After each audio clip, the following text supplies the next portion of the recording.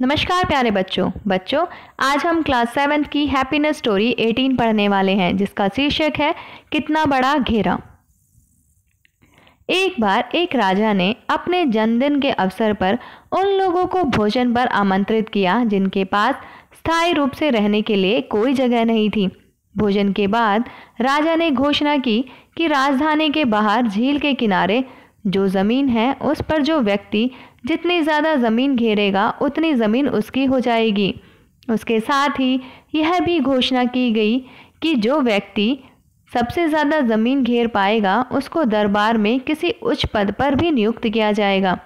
इसके लिए 1 सप्ताह का वक्त दिया गया। सभी लोगों ने दिन रात मेहनत करके बाड़ बनाकर ज़्यादा से ज़्यादा ज़मीन घेरने का प्रयास किया। अधिक से अधिक ज़मीन घेरने के बाद भी सभी लोग एक दूसरे से कम ज़मीन देखकर दुखी दिखाई पड़ रहे थे। 1 सप्ताह बाद राजा ने सभी के द्वारा घेरी गई ज़मीन को नापने के आदेश दिए।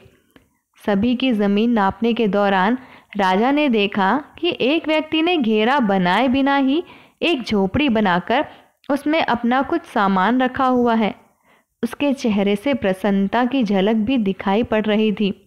राजा ने उससे पूछा कि तुमने घेरा क्यों नहीं बनाया?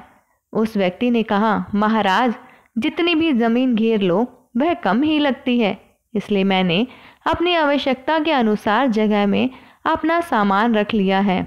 मैंने धरती के एक छोटे हिस्से को अपना मानने की बजाय पूरी धरती को ही अपना मान लिया है, इसलिए घेरा बनाने की आवश्यकता मुझे महसूस नहीं हुई। यह बात सुनकर राजा बहुत खुश हुआ और उसे उसी वक्त अपने दरबार में एक उच्च पद पर नियुक्त कर दिया। बच्चों, अब कहानी से संबंधित कुछ प्रश्नों पर चर्चा करते हैं। पूरी धरती एक है, अखंड है, लेकिन हमने धरती को राज्य, देश आदि के रूप में अलग अलग खंडों में बांट रखा है। इससे मानव जाति को क्या नुकसान हो रहे हैं? बच्चों, पूरी धरती ही एक परिवार है।